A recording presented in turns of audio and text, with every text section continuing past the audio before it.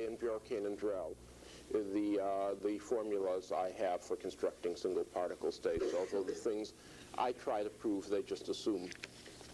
But still, you might be interested in reading their treatment. Let me summarize some of the things we had last lecture in the question we are trying to ask. With every normalizable one-particle state, we have associated a function f. I write down, there's no need to copy this is already in your notes.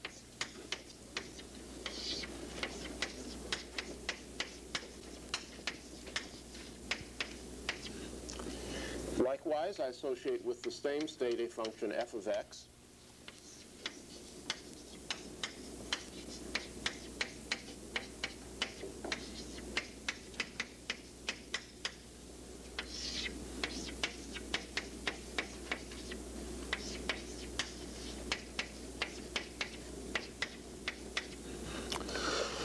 Which is, of course, a solution of the Klein-Gordon equation, and is in fact a general negative frequency solution of the Klein-Gordon equation. So I have a one-to-one mapping between normalizable states and solutions of the Klein-Gordon equation. For my renormalized field operator, phi prime, I define a function of time as I integral d cubed x, phi prime d naught f minus f d naught phi prime.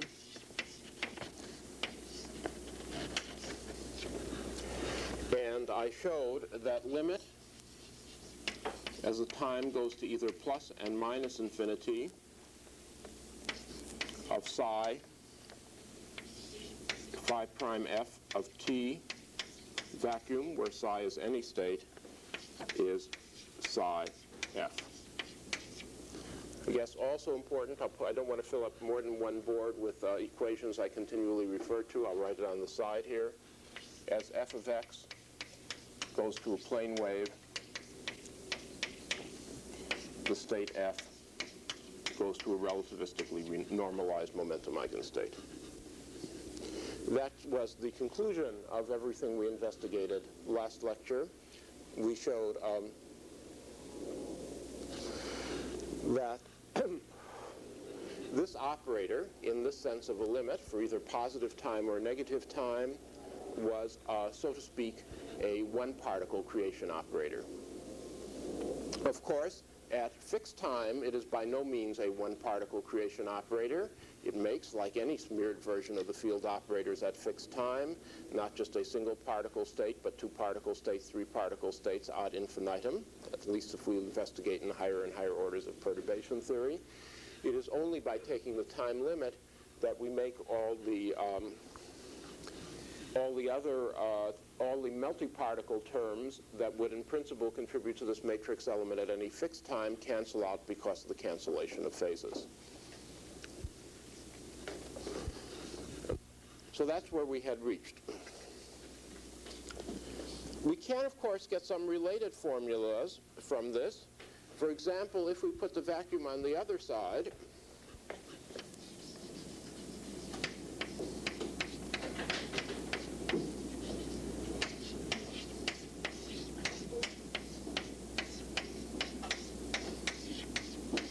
then we have phase mismatch even for the one-particle states, because in this kind of matrix element, all of the phases have a positive frequency, have a negative frequency, if we say they have a positive frequency here, and the negative frequency in the definition of f of x just makes things even worse. So this limit is 0. All the phases mismatch, which is again what you would expect if this asymptotic limit is producing something like a creation operator. A creation operator does indeed annihilate the vacuum on the left. Of course, we have certain trivial equations that follow from this just by taking the adjoint. Psi f is, of course, not a Hermitian operator because, well, there's an explicit I here, but even more important, f is not a real function. So f of x is not a real function. Limit t goes to either plus or minus infinity, vacuum psi prime f of t adjoint psi equals f psi. And here I'll save a bit of blackboard space by just writing it after this equation. Limit t goes to either plus or minus infinity psi phi prime f of t adjoint vacuum. This is again what you would expect if psi prime f is a creation operator. Psi prime f adjoint should be an annihilation operator, and this is just what an annihilation operator does. It makes a one-particle state from the vacuum on the left and kills the vacuum on the right.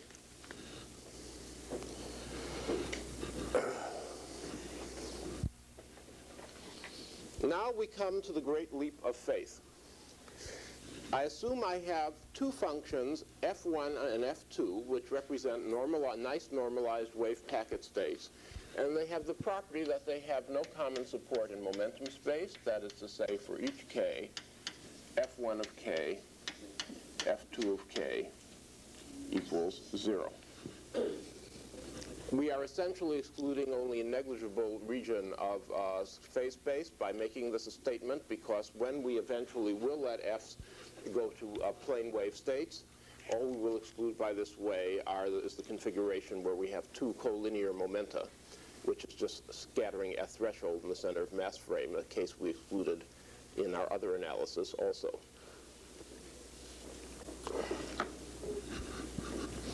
Thus, one of these is associated with a one-particle state which is going off in some direction like this, and the other one is associated with a one-particle state that is going off in some other direction. Now, I'll of course call the associated functions and states f1 and f2. And I now want to consider what happens if I take the limit as t goes to plus infinity, psi f2 of t, acting on not the vacuum now, but on the state f1. Well, this is a matrix element. A matrix element we can think about in either the Schrödinger or the Heisenberg picture, because matrix elements are matrix elements, even though these are all Heisenberg fields. And as usual, I suffer from loss of primes. There. So let's think about this operation in the Schrödinger picture. Here I have the state f1 at some wave packet state, say with the center of the wave packet oriented in that direction. I have, there it is. I wait to some very large future time, say time 1 billion years. And of course, if I wait long enough, that wave packet has gotten very, very far away. It's several galaxies over in that direction. Now I come by into this room. Let me assume f2 is some function oriented, stuck in this room. I come by into this room or someplace, and I have an operator which, if I applied it to the vacuum, would make a state that is essentially 1 billion light years over that way. Okay. Now, so of course, if in the Schrödinger picture I should have, I'm sorry, f2 is therefore concentrated mainly 1 billion light years that way, not in this room. And I go there 1 billion light years that way, and I'm prepared with this operator, which, if I hit it with the vacuum, would make a single particle state with distribution f2. Okay, everyone is clear about that. That's the physics of what is going on. Now, question, what happens if I hit it if I apply it not to the vacuum, but to the state that has that other particle over there, way beyond the Andromeda Nebula? Well, if there's any sense in the world whatsoever, the fact that that other particle is on the other side of the Andromeda Nebula should be completely irrelevant. I'd have to travel to the other side of the Andromeda Nebula to see it's there. As far as I'm concerned, I don't know in a whole region of space-time in which I'm working that I haven't got the vacuum state. Okay, is the reasoning clear? Particles are the particle I'm preparing that is really there, that is secretly there, but I can hardly expect to tell it in any experiment I can do, is all the way over on the other side of the Andromeda Nebula, can't affect what I'm doing in this room, if there's any sense in the world, or what I'm doing 1 billion light years in the other direction. Therefore, I am obviously making a state by this operation that is effectively a two-particle state, with the two particles in the far future moving away from each other, one going out this way and the other going out that way. Therefore, I assert that this limit should exist and should give the definition of a two-particle out state, a state that in the far future looks like two particles moving away from each other.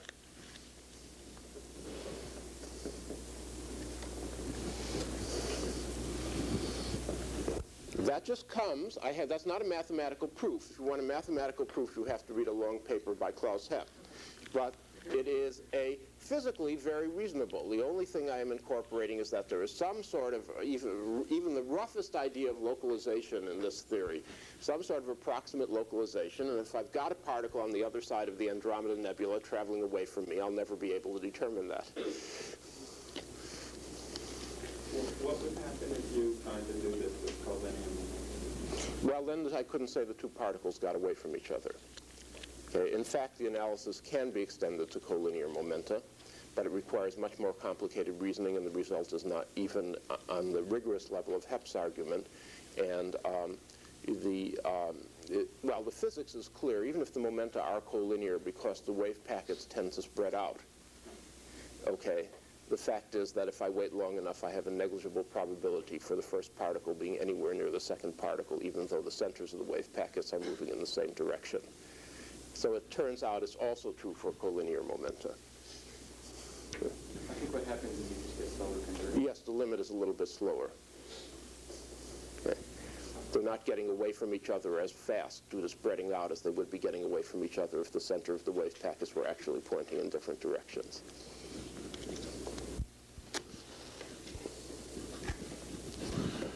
Now, of course, if it were minus infinity, all the arguments would be exactly the same, time reversed, and instead of an out, I would have an in.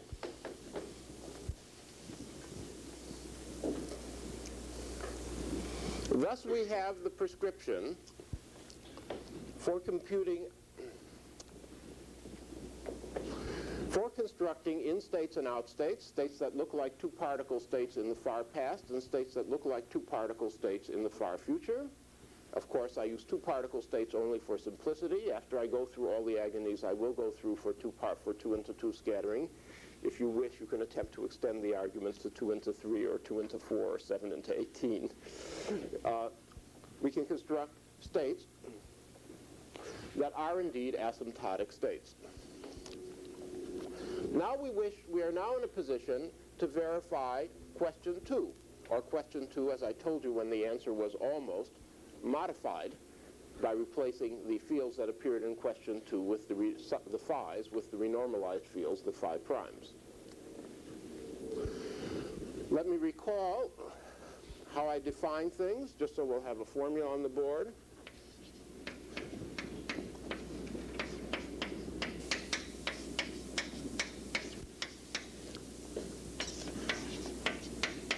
Integral d4x1, d4x4. I believe, due to foolishness, I had a plus sign here instead of a minus sign last lecture, although I gave away that part of my notes, so I'm not sure.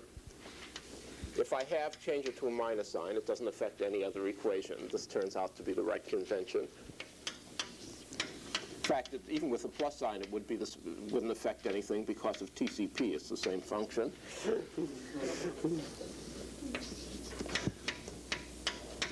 The renormalized Green's function, x1 to x4.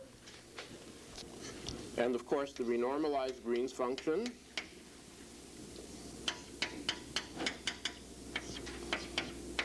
is the vacuum expectation value in the physical vacuum of a string of Heisenberg fields.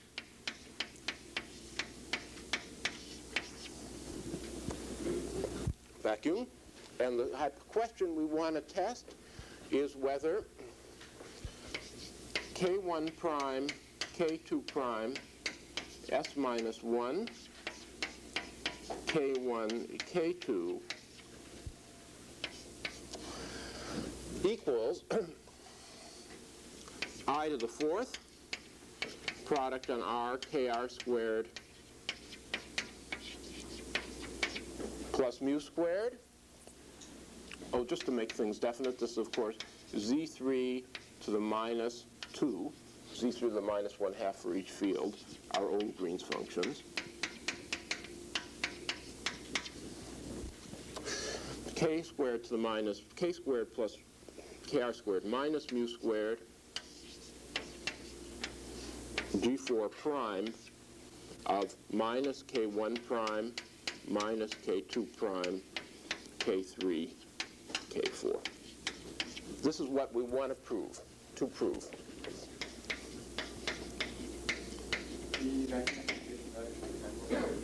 Time order, thank you. On the right-hand side of that line. Oh, it should be a 4, thank you.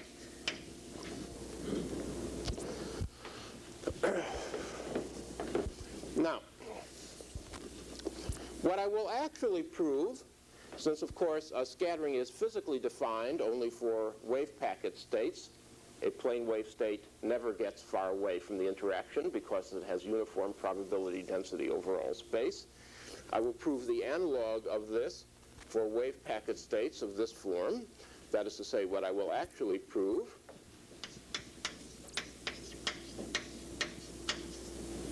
is that for wave packet states, say the final things are characterized by two non-overlapping wave packets G1, G2, S minus 1, F1, F2, which I can write as, there I don't say whether they're in or out, they're just comparison states. That's by definition G1, G2 out, F1, F2 in. That takes care of the S matrix. And then to take care of the 1, well, I can write it in many ways, but a very simple way of writing 1 is G1, G2 in, F1, F2 in. Of course, they could be both outs as well as both ins. This should be the transpose. I'm sorry, where? The last one. Oh, 12, yeah, thank you. What is this? Yeah, thank you. I do this all the time. When I was in 3rd grade, I believe, I had a teacher who said to the class, well, sometimes I will say wrong things just to see if you're on your toes. And I thought, that's a very clever thing. Of course, I was very naive in 3rd grade. Okay, now, what I will prove is that this thing is equal to integral minus I to the fourth. I'll show you in a minute why minus I is there. G1 star of integral, d4x1 to d4x4 minus I to the G1 star of x1, G2 star of x2, f of x3, f1 of x3, f2 of x4, product on R,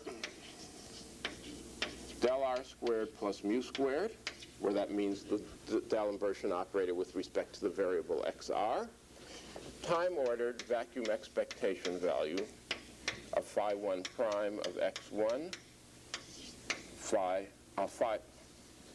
prime of x1, phi prime of x4. Now this does reduce to the statement on the bottom of the center board when we allow the f's and g's to go to plane waves as stated over here. When I make the f and g's plane waves, I simply get the definition of the Fourier transform, over here, with the momentum associated with G2 and G3 replaced by minus their natural value because I'm complex conjugating. Multiplying a function of position space by del squared plus mu squared is multiplying the same function in momentum space by minus k squared plus mu squared. And that produces the propagator factors here, except for a minus sign, which is taken care of by replacing the I here by the minus I here.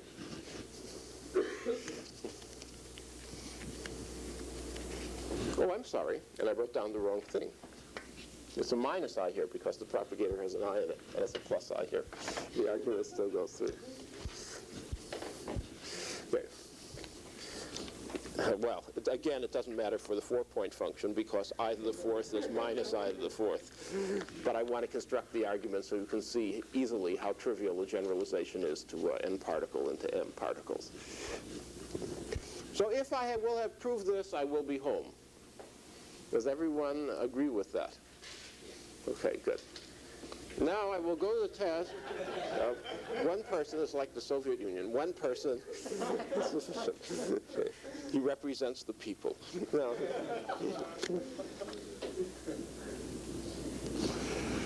now, in order to study this limit, see, I can now erase all of this stuff because that was just to show that that's what we have to prove. I will establish a nice identity.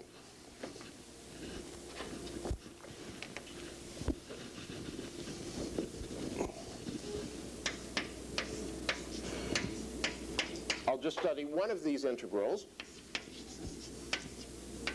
Sorry.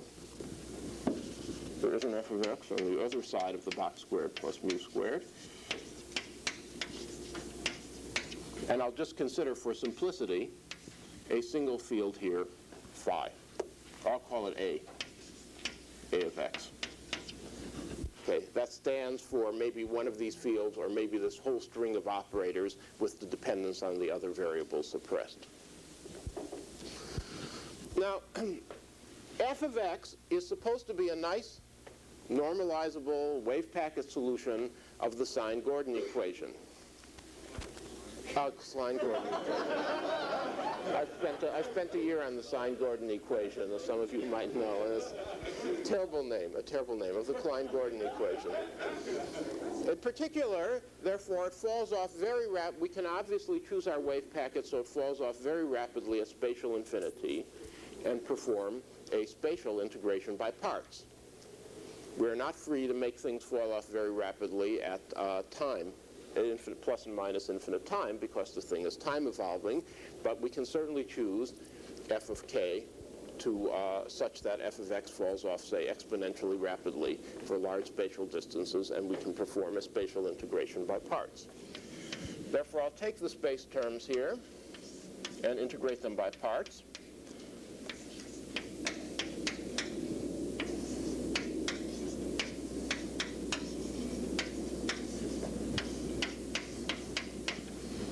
Of x, and I'll throw the mu squared on there, and I'll still be left with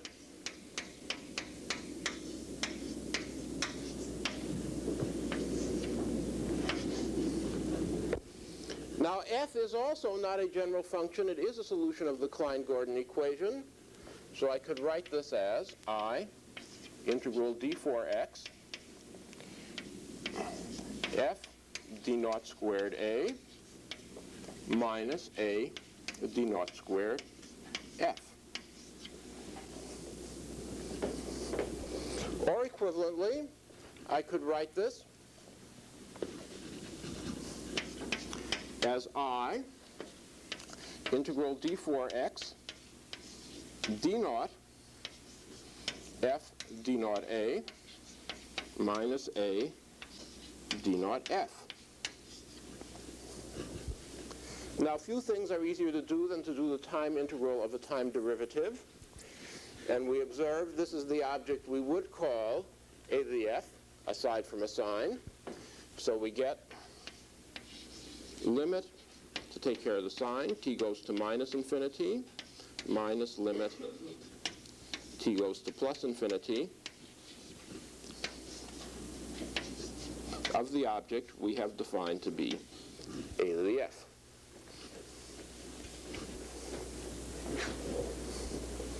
Any questions about the derivation of this equation?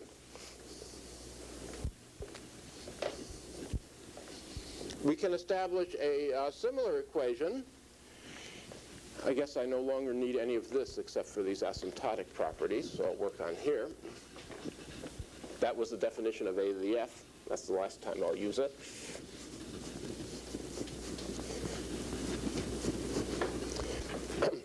If we take an adjoint function, I, integral d4x,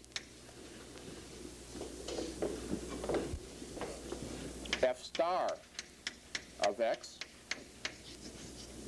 del squared plus mu squared a of x, where I will now assume a is some Hermitian operator, a equals a adjoint, I obtain, by the same reasoning, limit t goes to plus infinity minus limit t goes to minus infinity a to the f adjoint. Perhaps I should remind you that this is a function only of t.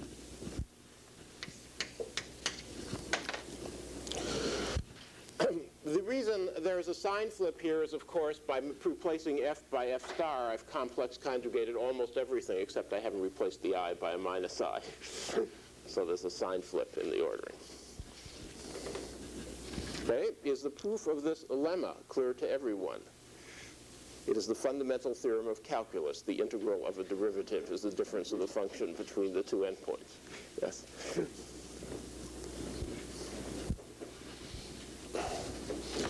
Now, armed with this lemma, we can now turn this formidable expression, and I'll put a question mark here to indicate we haven't yet proved this stage. I'll prove it by manipulating the right-hand side. We can now turn this formidable expression into a sequence, a grotesque sequence of limits. We have, the i's all take care of themselves. We have limit t1 goes to infinity minus limit t1 goes to minus infinity. Limit t3 goes to infinity minus limit t3 goes to minus infinity. Now we've got the unconjugated thing, so the order of the limits has changed. Limit t2 goes to minus infinity minus limit t1 goes to t2 goes to plus infinity. Limit, God, it's so boring, but it's actually pretty at the end. T1 goes to minus infinity minus limit t1 goes to infinity times time-ordered vacuum expectation value phi prime g1 of t1 adjoint, because there's a g star there, phi prime g2 of t2 adjointed. I'm sorry, I'll have to continue down here. Phi prime f1 of t3, phi prime f2. Have I made an error? Oh, Put T1 on the end where you meant T4. You have 1, 3, 2, 1. oh, at the end. 1, 2, 1, 2, yeah, 2. Sorry. I switched directions. 3, 4. That is the correct order, right? 1, 2, 3, 4. Yes. Yes, 1, 2, 3, 4. Yeah, that's right.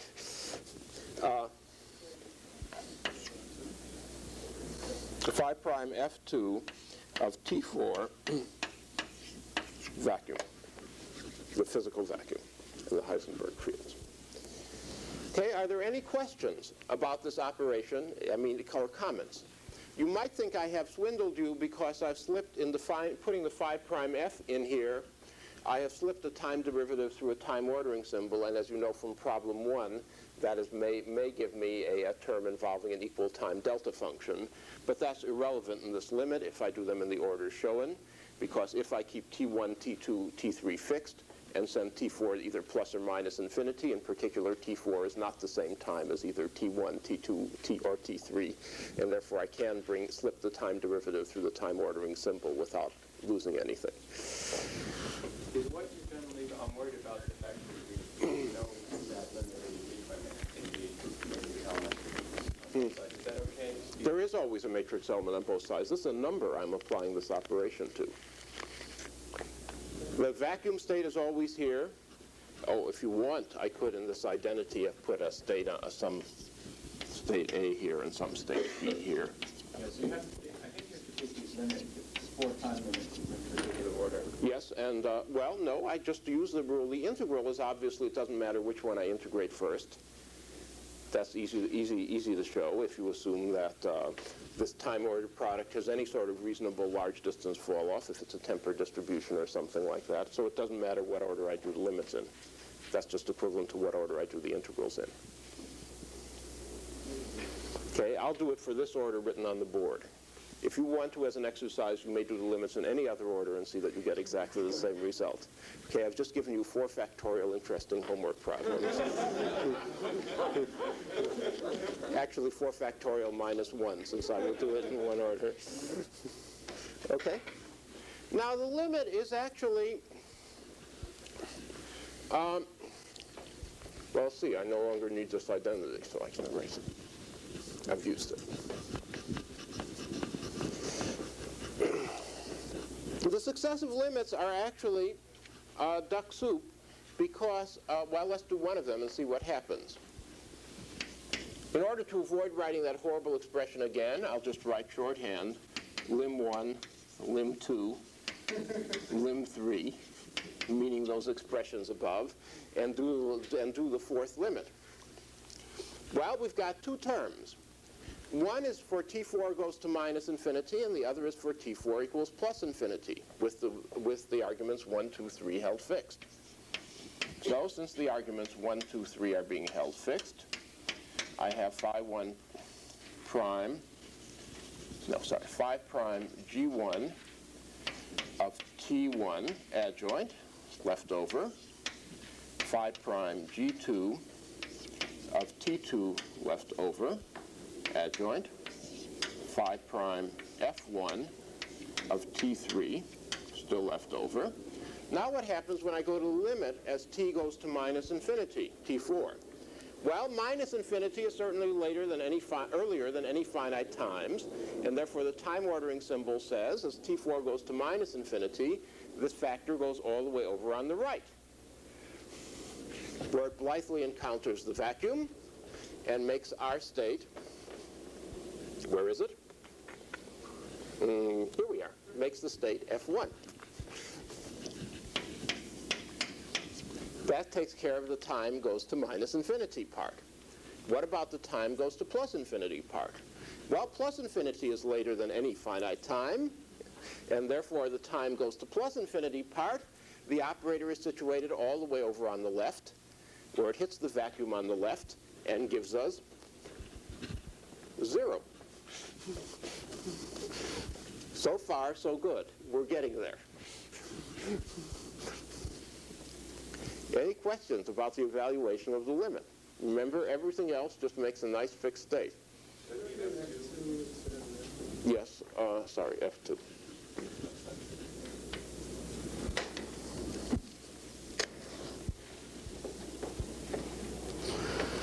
Now, the F1 limit, I don't bother to specify whether this is an in-state or an out-state because, of course, a one-particle in-state is a one-particle out-state. A one-particle just sits there or travels along but doesn't have anything to scatter off of. I now do the 3 limit. Well, that's exactly the same story. Once again, one of the terms gives me an asymptotic creation operator acting on the state, and the other term hits the vacuum and gives me nothing. Thus I get lim 1, lim 2, time ordered, vacuum, phi prime G1 of T1 adjoint, phi prime G2 of T2 adjoint, F1 comma F2 in. It's now definitely an in state because they're both operators at minus infinity.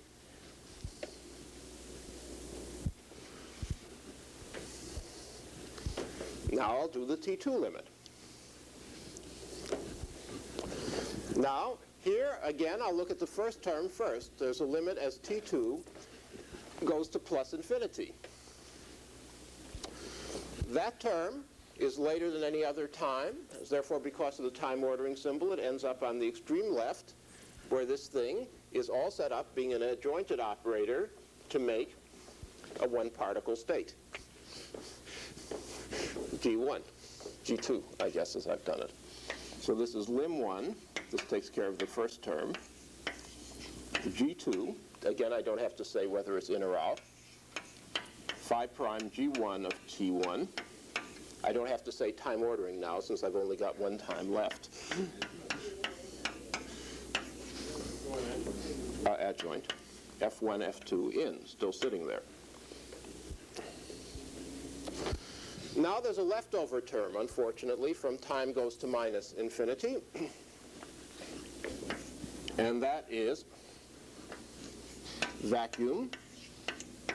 Still, T1 is still holding out, times some state which I'll call psi, where psi equals limit T3 goes to minus infinity, psi prime G2, no, G1, yeah, G2 of T adjoint F1 comma F2 in. I don't know that's 0 because I'm not excluding forward scattering, so there may be indeed be some non-zero result there. It's pretty clear, one can prove shortly, in very short order, that this is T3. Sorry, T2.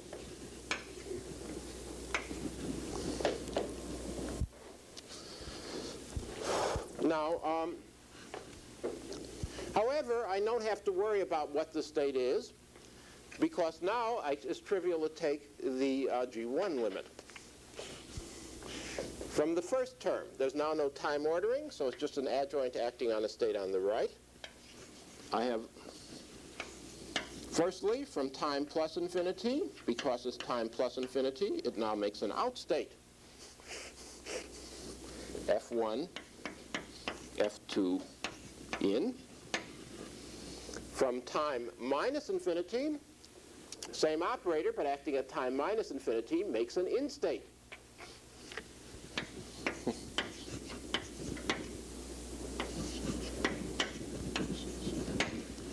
Those are the two limits.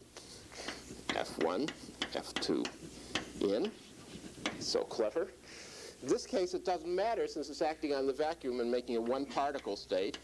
I get minus G psi, G1 psi, plus G1 psi, which, as I told you, what psi is doesn't matter because these two terms cancel. Now, what have we got?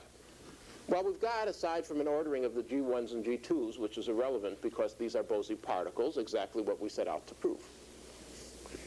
Therefore, we've completed our analysis at the cost of somewhat lengthy calculation and found the correct answer to question 2.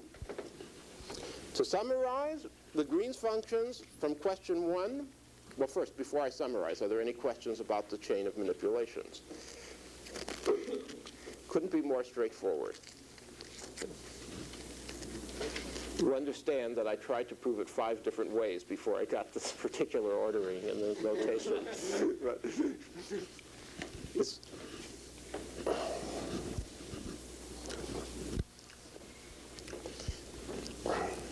Now, where have we got to? We answered question 1. We correctly compute the Green's functions for the unrenormalized fields by summing up the Feynman diagrams. we correctly get the S matrix element by putting the lines on the Green's functions on the mass shell and multiplying by those factors of k squared minus mu squared to get rid of the extra propagators for the renormalized Green's functions. That's why I said the answer to question 2 was not yes, but almost. We have to use the renormalized Green's functions, the Fourier transforms of the matrix, vacuum matrix elements of the time-ordered product of the renormalized fields to get the right S matrix element. Now, if we just consider the answer to question 2 in isolation, without worrying about how we compute these things, we also see that we have what I described in an earlier lecture as the Bow ideal of a scattering theory, a way of finding the S matrix elements from the finite time dynamics if you have the finite time dynamics without resort to any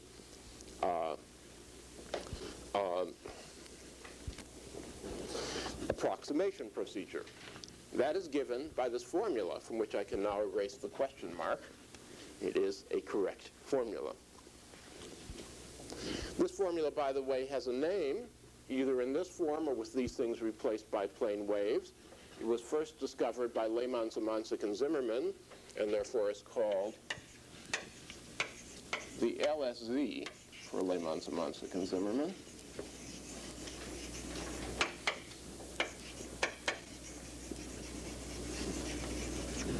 Reduction formula. I don't know why they called it a reduction formula.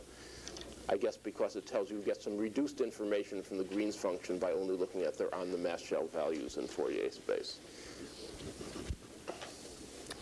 Notice that the assumptions, while there were a lot of hidden assumptions where I waved my hands a lot, but the assumptions I mentioned explicitly in deriving the LSZ reduction formula have very little reference, in fact no reference whatsoever, to whether the particle we are talking about, the meson, is a fundamental particle or a composite particle. It does have an explicit reference, of course, to the fact that it is a spinless particle. That's because we've only set up the moment formalism for scalar fields. But it should be fairly obvious to you that, if I have a particle of spin 1, I can do the same sort of game with a vector field, etc. The only thing that was required is that somehow we could get our hands on a local field that had a non-zero vacuum to one particle matrix element. Then we shifted the field to get rid of its vacuum to vacuum matrix element, scaled it to put its vacuum to one particle matrix element in standard form, and off we went. Therefore, this formula contains, in addition to the answer of what is the correct version of perturbation theory, the answer to how we compute S matrix elements for composite particles, like hydrogen atoms or nuclei or erasers. Okay. All we have to do in any given field theory is find some local field that has a non-zero vacuum to one particle matrix element, whatever that particle is. Just got to search around and find something that makes it out of the vacuum. It can make any other kind of junk as it wants, as long as it has a non-zero matrix element. It doesn't have to be a canonical field. It could be something like phi squared. That might be a good one to look at for a two-particle state. Or maybe if that one doesn't work, d mu phi, d mu phi. Or if that one doesn't work, maybe it's a 72-particle state. Maybe we want to look at phi to the 70th, d mu phi, d mu phi. Okay, any object, as long as we can find somewhere some local field that has a non-zero matrix element for making the desired particle out of the vacuum, we know how to calculate the S matrix element in principle. Of course, in practice, it's just as much a mess as before. You know, it's very hard to find out that there is a 72-particle bound state in this theory, let alone to compute its mass, which is what we need, since we've got to get the exact mass in the formula. It's got to obey the real Klein-Gordon equation with the real physical mass. And of course, to compute this Green's function, when there's in any sensible approximation scheme where phi prime is some rescaled version of an object like this, is no easy job. Okay, it's a complicated mess. But nevertheless, in principle, we have solved the problem. There are no problems of principle. There are the usual enormously difficult problems of practice, which are you know all about if you've ever looked at the scattering of molecules off molecules or a problem of that kind. But there's no problem in defining the S matrix, although there may be severe problems in computing it. Okay. So we have found a formulation of scattering theory that in principle is capable of describing any conceivable situation.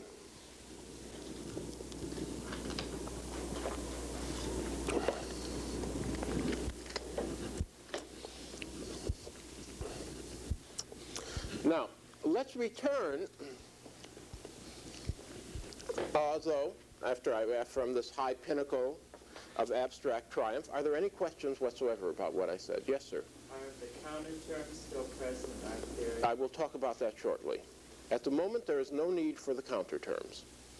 We could just, if we wanted, compute, if we could solve the theory exactly, we could write down the Lagrangian in its original form in terms of bare masses, etc., unrenormalized fields, compute all the Green's functions exactly, compute the vacuum to one particle matrix, compute the mass, physical mass of the particle, so we know what mass to use in the reduction formula, compute the vacuum to one particle matrix element, since we want to know how to rescale the fields, crank in our answer in the reduction formula, and off we go.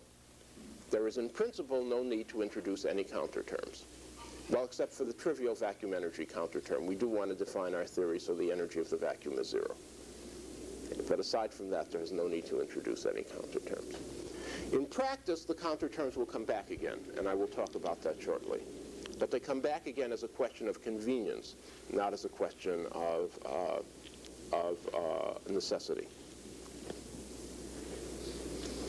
Okay. Are there other questions?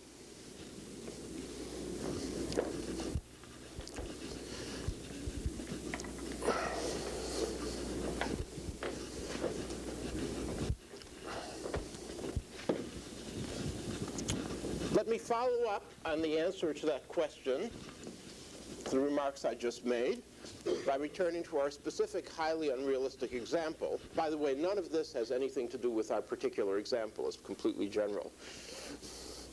Our specific highly unrealistic example, which I will write out in its full glory, minus a bare mass, absolutely no natural connection with the physical mass of the meson.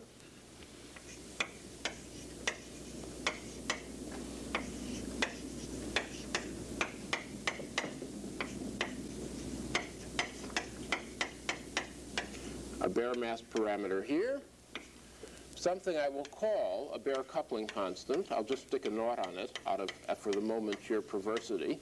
You'll learn why in a moment, some parameter that characterizes the theory. And of course, perhaps a trivial constant thrown in. I won't even bother to give it a special name to adjust the zero of energy to come out right. Now, as I said, in principle, we could compute everything in this theory.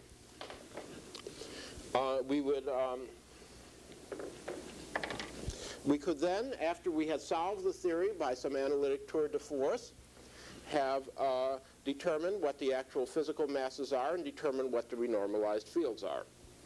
Of course, you know, in this case, since we have two kinds of particles around, mesons and nucleons, we have two kinds of renormalized fields.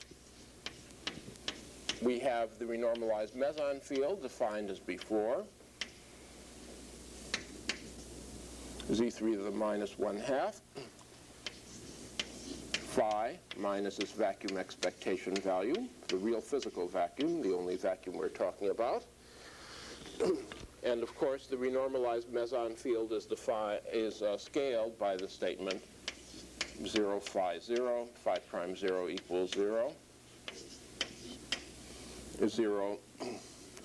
P phi prime 0 of 0, let's say 0 equals 1.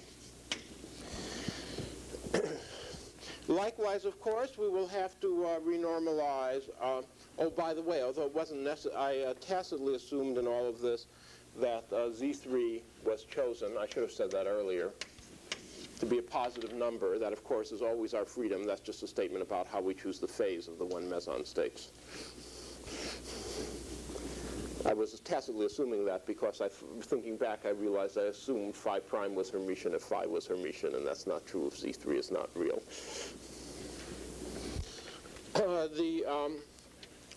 Likewise, of course, we'll have to renormalize the nucleon fields. That will have some independent renormalization constant. Let's call it Z2. This is determined by the same equations. 0 psi prime 0 equals 0. There's no need to put a shift, add a constant to the nucleon field, because this is automatic as a consequence of electric charge conservation. The nucleon field carries electric charge 1, and therefore can hardly connect the vacuum with the vacuum. So we don't have to bother shifting to impose this condition. The symmetries of the theory impose it for us. And, of course, a similar condition here.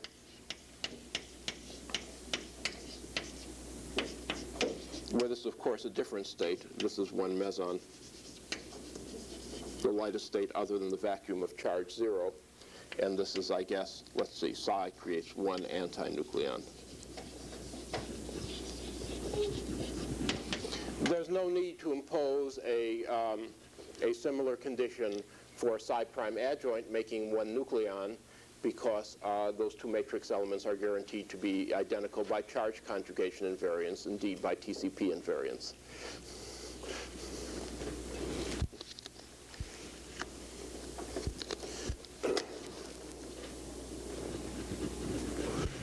So it's the same story as we've talked about before, except that we have two wave function renormalization constants because we have two kinds of fields in the theory. Now, if we really wanted to compute things in perturbation theory, one certain way of doing it is that we could compute things to perturbation expansion. Remark I was going to make. Of course, we still have mass renormalization. The physical mass is in general not equal to mu naught squared. The physical nucleon mass is in general not equal to m naught squared. And also, the physical coupling constant, if this were realistic theory, which it ain't, the physical coupling constant would in general not be equal to G naught. If this were some real interaction, like electrodynamics or the weak interaction, the actual coupling constant that would appear in those little tables circulated by the Lawrence Radiation Lab would be the coupling constant as defined by some standard experiment, say the Coulomb interaction between distantly separated charges, or perhaps pion-nucleon scattering at a certain point for the strong interactions, or beta decay for the weak interactions, would be some coefficient defined by some standard experiment set up by a UPAP committee. Okay, after hours of after 2 years of meetings. And there's no reason why the answer to that standard experiment should be G naught. The answer to the standard experiment might be something else. So whatever it is that appears in the tables as a result of experimental measurement as the physical coupling constant is certainly not equal to G naught. Unless the experiment has been incredibly cunningly chosen. Of course, these things are not totally unrelated quantities.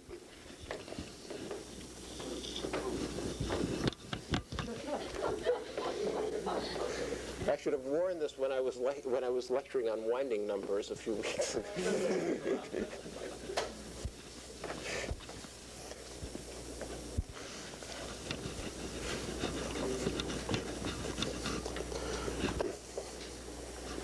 For example, if the theory is free, Z2 or Z3 are certainly equal to 1, and they have corrections to them of order G naught. In fact, as we will see, of order G naught squared. But they've certainly reduced to 1 as G naught goes to 0.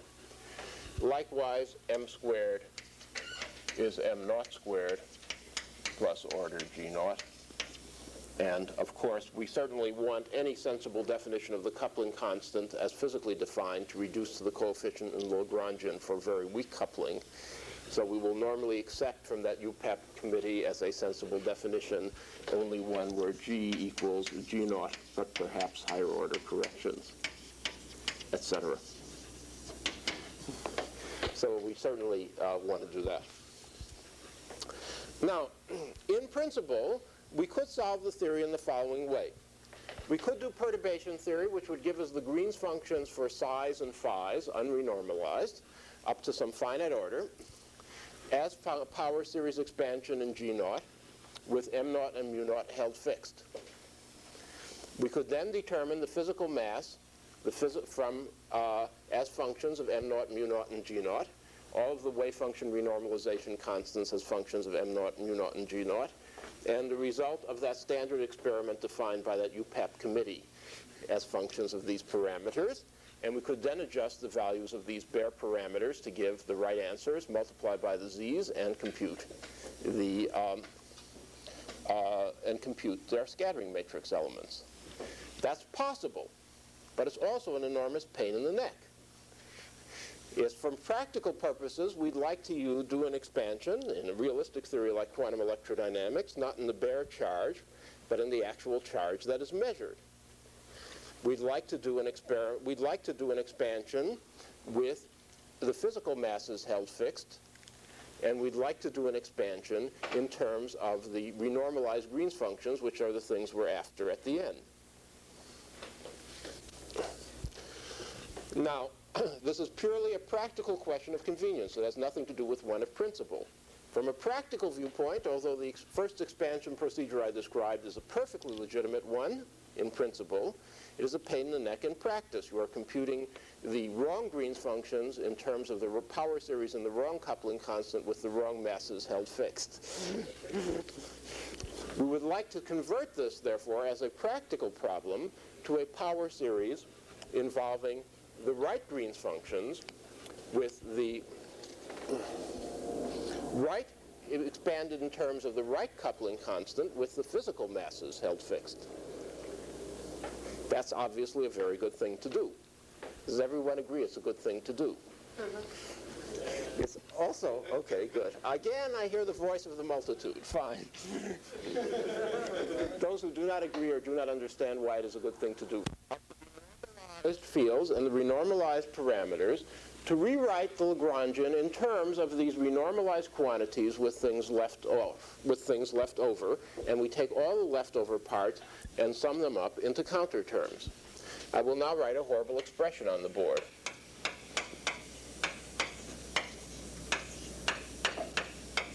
D mu phi prime squared minus mu squared over 2 phi prime squared plus d mu psi prime star, d mu psi prime, minus m squared psi prime star psi prime, minus g psi prime star psi prime star phi prime, plus a lot of leftover stuff, because this ain't equal to this. But we know the general form of the leftover stuff. I'll write it down.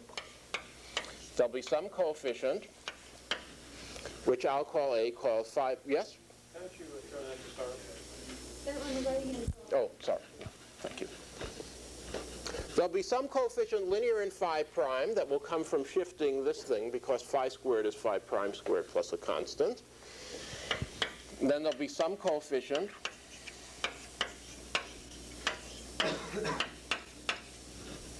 then there'll be some coefficient.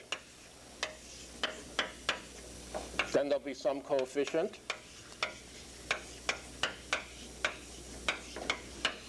And then there'll be some coefficient. Yeah, left out the star. That. Then there'll be some coefficient.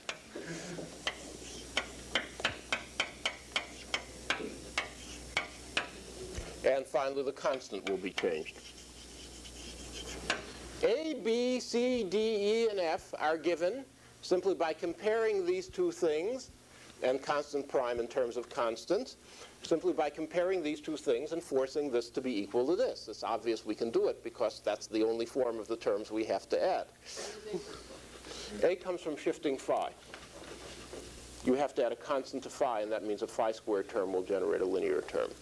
If you are interested, I wrote out, I computed, it's actually here in my notes, which I understand get into the Science Center library, what happens if you actually compare, although these formulas will be of absolutely no interest to us. We'll just take A. A is Z3 to the 1/2 mu naught squared, vacuum phi vacuum. If you work things out, B is Z3 minus 1. C is mu squared minus Z3 mu naught squared. And then I got bored and I just wrote etc.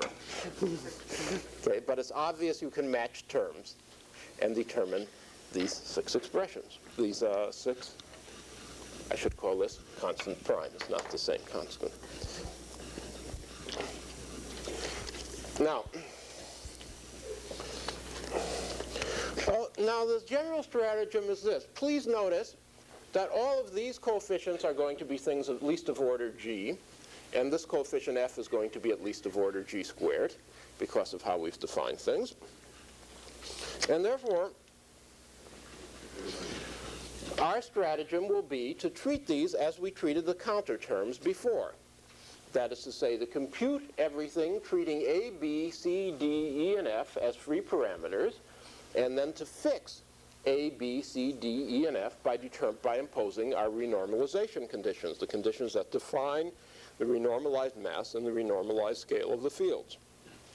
Notice we have just enough conditions to do this. If we ignore the constant and constant prime, we have 6 counter terms, a, b, c, d, e, and f, and we have 6 renormalization conditions. This one is automatic, so we don't have to impose it, and this one. That makes 3. The physical masses must be mu squared and m squared. That's 4 and 5. And we have the UPAP committee's definition of the standard experiment that defines G. That's 6. Okay, so we systematically go out, order by order in perturbation theory, treating A, B, C, D, E, and F as free parameters. To any fixed order in perturbation theory, we impose the values of A, B, C, D, E, and F by asserting our 6 renormalization conditions. And then we determine A, B, C, D, E, and F self-consistently as a power series in the physical coupling constant. And we have achieved our desired end. We have turned a stupid, although in principle valid, perturbation series for the wrong Green's functions in terms of the wrong coupling constant with the wrong masses held fixed into a systematic perturbation expansion for the right Green's functions in terms of the right coupling constant with the right masses held fixed. Any questions?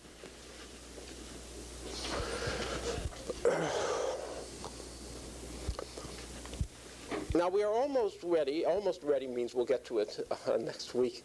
We are almost ready to begin doing computations to see how this formalism works out. But there are 2 questions which we have to consider first. One is by considering this term as a counter term as part of the interaction, we have introduced a derivative interaction, and we've set up our whole formalism for non-derivative interactions. So there's an awkward but necessary technical point we have to investigate.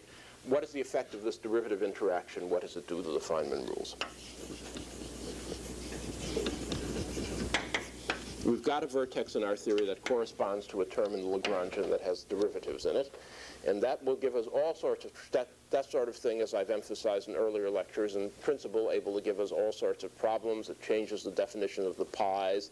They're no longer d naught phi, but 1 plus d naught phi, and everything gets horribly messed up. So we've got to worry about that derivative interaction. That's a trivial problem, which I'll take care of this lecture. Then the second problem which confronts us is that our renormalization conditions are not well set up to be systematically applied in perturbation theory. For example, they are not phrased in terms of Green's functions. This condition doesn't have to do with Green's functions. This thing that m squared is the physical mass of the particle is not phrased in terms of Green's functions. And if we really want to build a smoothly oiled machine where we can just grind out doing calculations without any thought, or better yet, write a computer program that will do it for us, and since our whole Feynman apparatus is set up for computing Green's functions, we would like to phrase the renormalization conditions in terms of certain properties of certain Green's functions.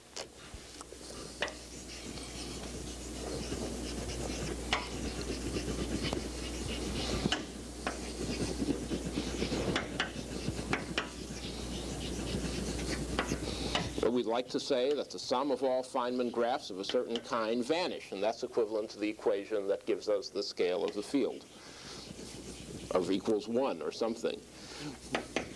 Okay, we haven't got that yet.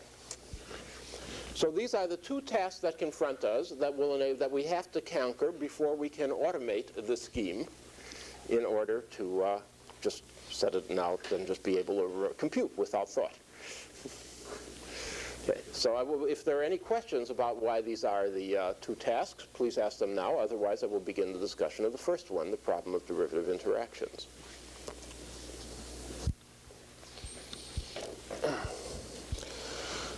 Now, the general formalism for derivative interactions is an incredible combinatoric mess. Things really get awful. The coupling constant enters into the definition of the canonical momentum. The interaction Hamiltonian has canonical momentum in it, and therefore you have all sorts of problems about what the time-ordered product of a string of interaction Hamiltonians and a string of fields means, because they no longer commute at equal times. And things are just too horrible to contemplate, at least at this stage of our development. After we've been hardened our heads karate fashion by banging them on some difficult problems, we will return to the question of derivative interactions and straighten everything out for them. But really, I don't want to get into that whole complicated subject to handle such a simple derivative interaction as this sort. After all, it's not really much of an interaction. It's just a term quadratic in the fields. Therefore, what I will do is guess the Feynman rule appropriate to this derivative interaction, and then try and show you that my guess is okay by doing some simple examples that will, when I'm done, obviously be generalizable to this theory and show us that it gives the desired result.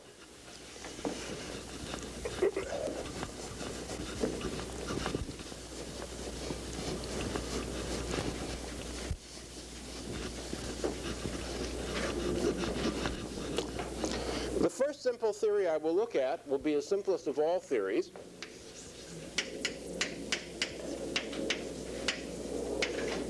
A free scalar field. This doesn't have a derivative interaction. Indeed, it doesn't have any interaction at all.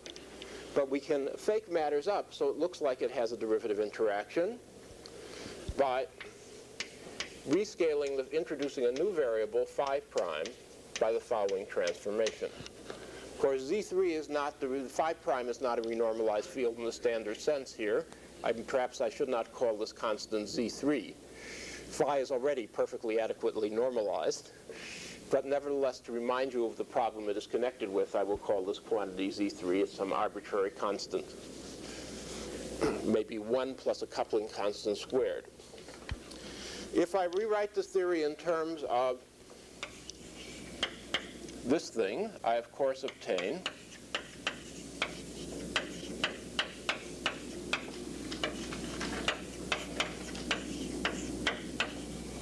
prime squared plus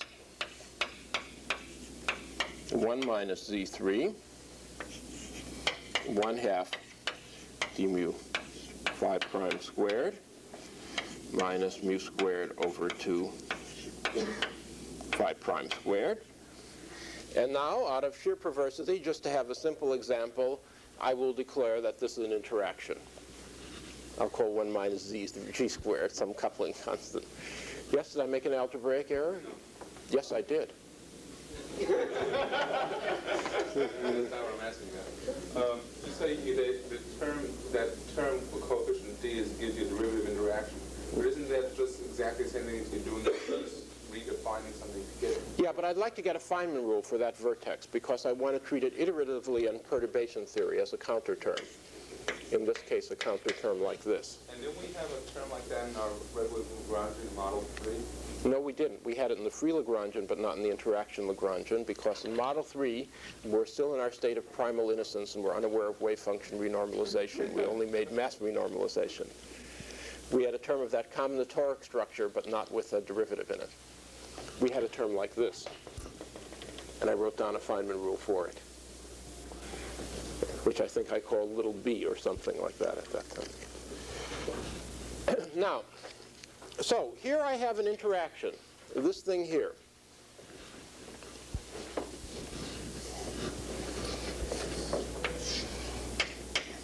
Which I'll indicate by this is the only interaction in the theory.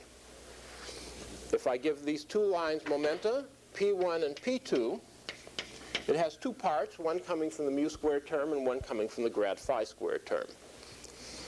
We worked out the result of the mu squared term before. That was, and I'll just write down what we get, and then I'll make my guess. Let's see, minus in the Lagrangian is plus in the Hamiltonian, but there's a minus I from either minus IH, minus I, 2 pi to the fourth, delta 4 of P1 plus P2, if we orient them both inward. And then from the mu squared, 1 minus Z3, that's the coefficient in front. The 1/2 is canceled by the decision about which way you put down the lines, forward or back. So from this term, I would get minus mu squared. That was our old treatment of the mass counter term. That's unquestionably what descends from here, unless I have made a sign error, and I don't think I have. Now, what do we get from this term?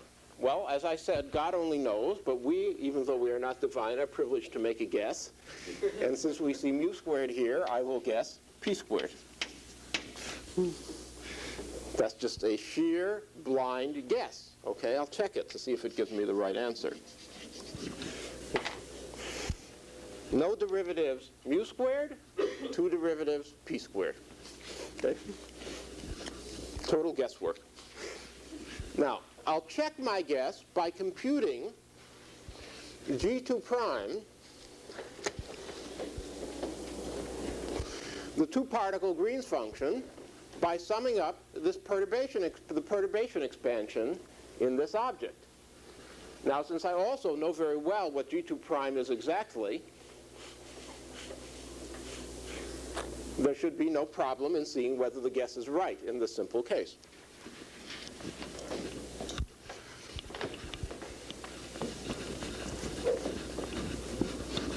Okay, so firstly,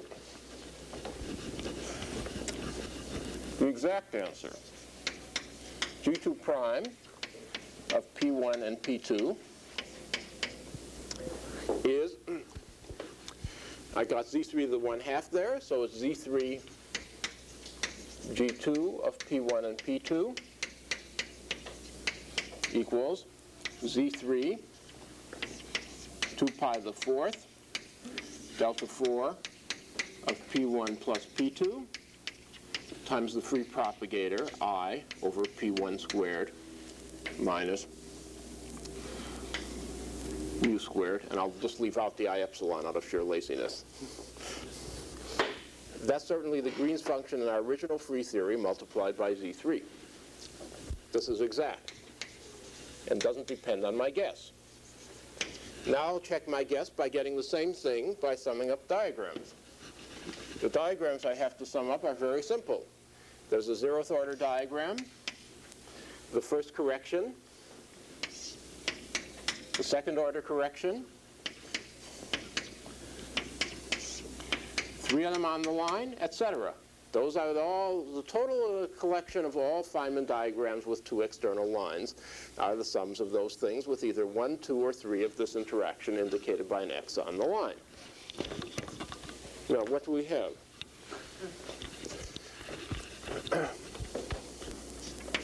This thing equals, well, firstly, of course, I'll still get 2 pi to the fourth delta fourth of P1 plus P2. They're all energy conserving. That's just my convention that I'll keep the delta fourth in my Green's functions. And these should have been twiddled. Now, the first diagram in the line is I over P1 squared minus mu squared. No question there. That's the same diagram that evolved in the free theory. Now we have the result of the, and of course that will be a common factor in all of these things if we count from the left, because they all have a propagator on the left. Now what happens when I consider one vertex and one propagator? Well, we notice something rather peculiar. I hope I made my guess right and didn't make any sign errors. We've got the delta 4 is, of course, canceled by the integration. All the internal momentum lines are the same. I have a minus I here, and I have an I in my propagator, and that cancels. I have a P1 squared minus mu squared here, and a P1 squared minus mu squared here, and that cancels. So the result of adding both this one more interaction and this one more propagator is simply to add a factor of 1 minus Z3.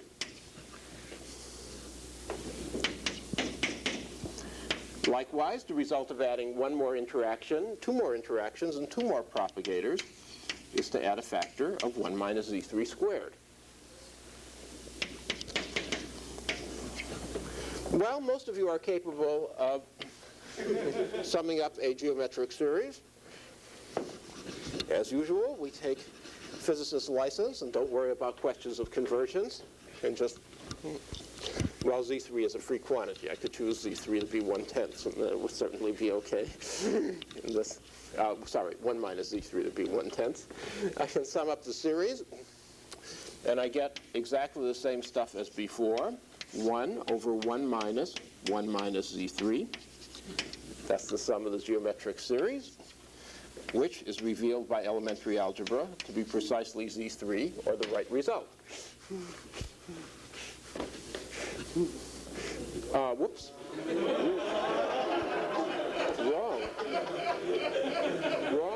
Wrong, and the wrongness is here, the Z3 inverse. The renormalized fields are Z3 to the minus 1/2 times the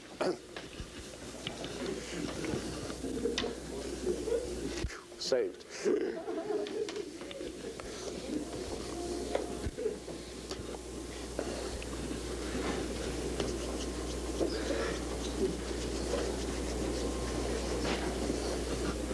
Are there any questions about the simple demonstration that leads us to believe our guess is correct?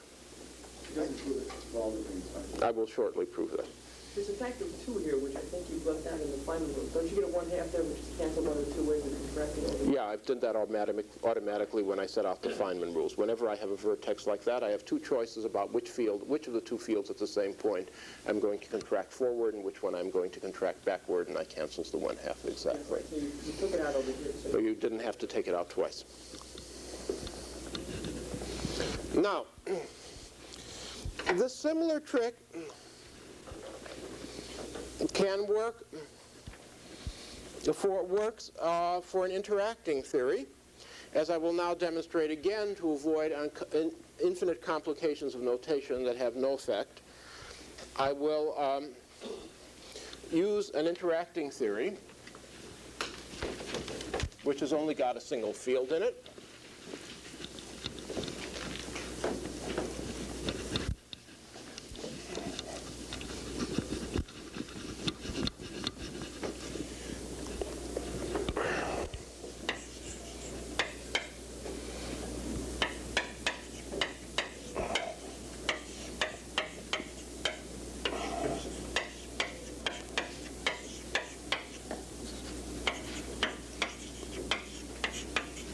And 4 factorial I'll stick in just to be in line with convention, 5/4. And that's a nice interacting theory that has only got one field in it. I will assume phi prime. I also pick it so phi doesn't have a vacuum expectation value, because the theory is symmetric under phi goes into minus phi. And I will assume, right, phi equals Z3 to the 1/2 phi prime. I have to do some renormalization. And I will only write down, I won't bother to write down the counter terms that are, I won't bother to make the redefinitions that are responsible for mass and coupling constant renormalization, which in principle we would have to do in this theory, just as in our simple model. I'll just make the Z3 substitution. So I'll write exactly the same Lagrangian as 1/2 d mu phi prime squared minus mu naught squared over 2 phi prime squared minus g naught z3 squared phi prime fourth. Just a minute, I'm going to add. Plus 1/2, just as before. Sorry, minus 1/2, 1 minus z3 to write it just as before. D mu phi prime squared minus mu naught squared phi prime squared. Okay, I won't bother to simultaneously consider the effects of the, I could of course go on and write things so I have a mass counter term and a coupling constant counter term, but I won't bother to do it. I just want to compare, and do the same comparison in this theory that I did in my simple model. Yes? Are you using cosine vertices? Yes, I am. Thank you. The same comparison in this model that I did in my simple model, and find out what's the effect of making this sort of interaction to see if my guess, the same guess as before, is right. Now, if I calculate, assuming my guess is correct, and then I'll later check it by seeing I get the right answer, suppose I have a graph for Gn in this model. For example, this is a graph for G4, unrenormalized, that is to say computed using the first form of this Lagrangian.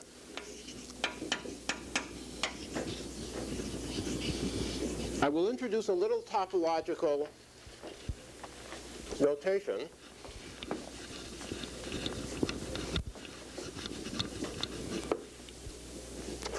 Such a graph has n external lines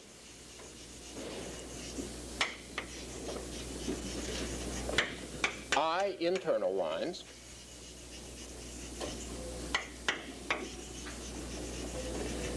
and v vertices. Ni and v are numbers associated with a particular graph. This is the only kind of graph with 4-point interactions. I don't even care what the Feynman rules for this graph are. It's just the only kind of graph, just 4-point vertices that can possibly emerge if I use the first form of Lagrangian. There is a connection between these quantities. They are not they are not for 3 free parameters. They are connected by the law of conservation of ends of lines. Every external line has one end that ends on a vertex. Every internal line has 2 ends that end on a vertex. Every vertex has 4 ends ending on it.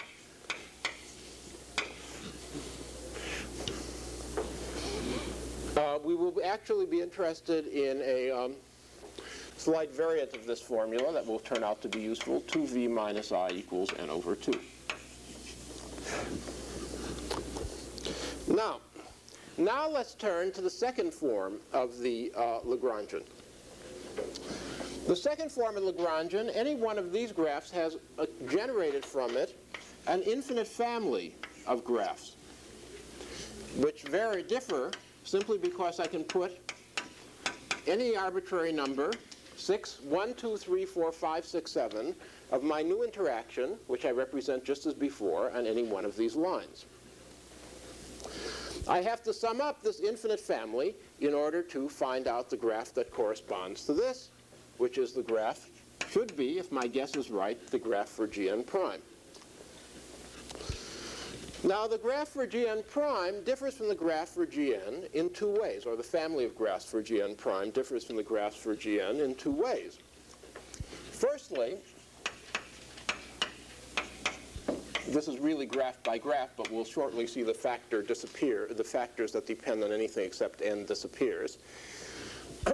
Firstly, I have a different coefficient of the 4-particle vertex. Here it's multiplied by G naught. Here it's multiplied by G naught Z3 2, Z3 squared. So I get G3 times twice the number of vertices.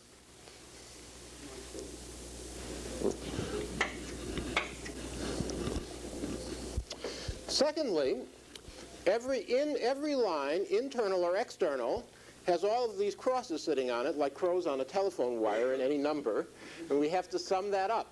But fortunately, we did that summation in our simple model over there, where we discovered that just replaced each propagator by the same thing times Z3 inverse.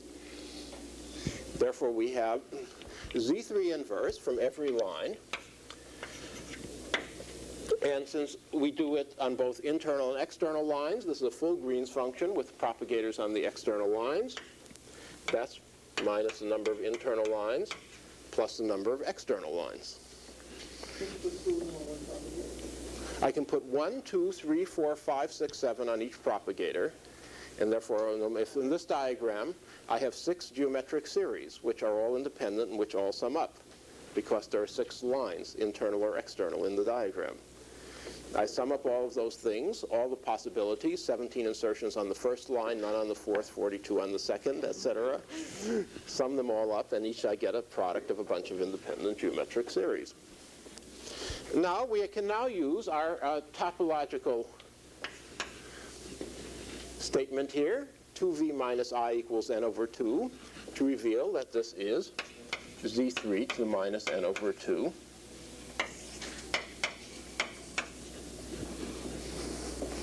Which, of course, is exactly the right result we would have obtained by substitution. This argument, without writing down, is there any question about this argument in this particular theory? This argument, any questions? In this particular theory, this argument obviously carries over into the general case. If I make this operation on a much more complicated Lagrangian, I'll induce an extra interaction of this kind. In each vertex, I'll stick a power of Z3 to the 1/2 associated with the number of phi fields coming into that vertex. When I have an internal line, the result of summing all the crows on the telephone wire will give me a factor of Z3 to the minus 1, which will precisely cancel the factors at the 2 vertices between which the internal line goes. If I have an external line, I still get a factor of Z3 to the minus 1, but it only goes into one vertex. Therefore, it's only half canceled, and I'm left with an overall factor of Z3 to the minus 1/2. The argument is trivially generalized to a theory. It's hard to write it down because I've got to write down long equations on the board. But once you see how this one works, you should be able to see how it works in any case. So we have, indeed, without having to go through the 2 hours it would take us to develop the general theory of derivative interactions, successfully guessed the right form for this particular derivative interaction. Now, by God, I'm almost on time. So next lecture, which I remind you is 1 week from today, not Tuesday but Thursday. Next lecture, we will go to the second problem, which is expressing things in terms of Green's functions.